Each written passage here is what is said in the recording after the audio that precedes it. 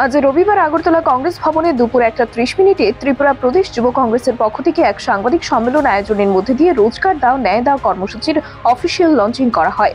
উক্ত লঞ্চিং প্রোগ্রামে উপস্থিত ছিলেন ত্রিপুরা প্রদেশ কংগ্রেস সভাপতি আশিস সাহা এবং ত্রিপুরা প্রদেশ যুব কংগ্রেস সভাপতি রাখু দাস, এমডি শাহজাহান ইসলাম সহ অন্যান্যরা।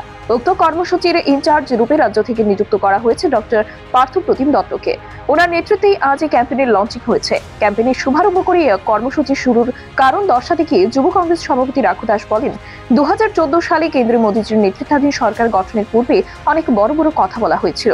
বছরে 2 কোটিরও বেশি চাকরি দেওয়ার প্রতিশ্রুতি দেওয়া হয়েছিল, কিন্তু তা বাস্তবায়িত করতে পারেনি মোদী সরকার। উক্ত কর্মসূচির ইনচার্জ ডক্টর পার্থপ্রতিম দত্ত জানিয়েছেন, এই কর্মসূচির মধ্যে দিয়ে রাজ্যের কোনায় কোনায় যুবাদের সাথে যোগাযোগ স্থাপিত করার চেষ্টা করা হচ্ছে। রোজগার দাও ন্যায় দাও নামক একটি অ্যাপে বেকার যুবক যুবতীরা তাদের নাম ও বুথ নম্বর দিয়ে রেজিস্ট্রেশন করতে পারবেন।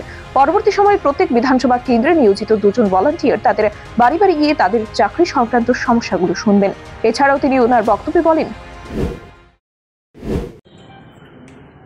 সর্বভারতীয় যুব কংগ্রেসের পক্ষ থেকে রোজগার দো ন্যায় দো যে প্রোগ্রাম লঞ্চ করা হয়েছে, সেটা আজকে ত্রিপুরা রাজ্যের সবগুলি বিধানসভাতে ব্লক যুব কংগ্রেসের পক্ষ থেকে আজকে ত্রিপুরা রাজ্যে সেটা লঞ্চ করা হয়েছে। সেই অ্যাপের মাধ্যমে বা সেখানে যে একটা ফোন নাম্বার দেওয়া আছে সর্বভারতীয় যুব কংগ্রেসের পক্ষ থেকে, ওই ফোন নাম্বারটার মাধ্যমে আপনারা মিস কল দিয়ে ওই এই ক্যাম্পেইনের সাথে আপনারা যুক্ত হতে পারবেন। সেই সাথে আপনারা যাদের স্মার্টফোন রয়েছে সেখানে একটা অ্যাপ আছে, সেই অ্যাপে গিয়ে ওই যুব কংগ্রেস একটা অ্যাপ আছে, সেই যুব কংগ্রেস অ্যাপে গিয়ে আপনারা সেখানে একটা ক্যাম্পেইন করে একটা অপশন আছে, সেই ক্যাম্পেইনে রোজগার দো ন্যায় দো একটা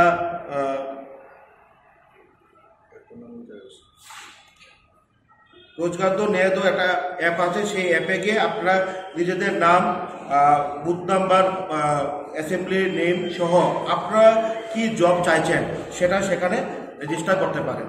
আমরা পরবর্তী সময়ে 60টা বিধানসভা কেন্দ্রে আমরা এই ক্যাম্পেইনের জন্য স্পেসিফিকভাবে আমরা 2 জন করে ভলান্টিয়ার নিযুক্ত করব, যারা ওই বিধানসভা কেন্দ্রগুলিতে প্রতি মানুষের ঘরে ঘরে গিয়ে যুবকদের সাথে কথা বলবে এবং যুবকদের সুবিধা অসুবিধা নিয়ে ওই নম্বরে রেজিস্ট্রেশন করবে এবং পরবর্তী সময় আমরা এগুলি সর্বভারতীয় যুব কংগ্রেস কমিটির কাছে জানাবো এবং পরবর্তী সময় আমরা যুবকদের স্বার্থে সমস্ত দেশব্যাপী এবং এ রাজ্যেও আমরা আন্দোলন করে তুলব।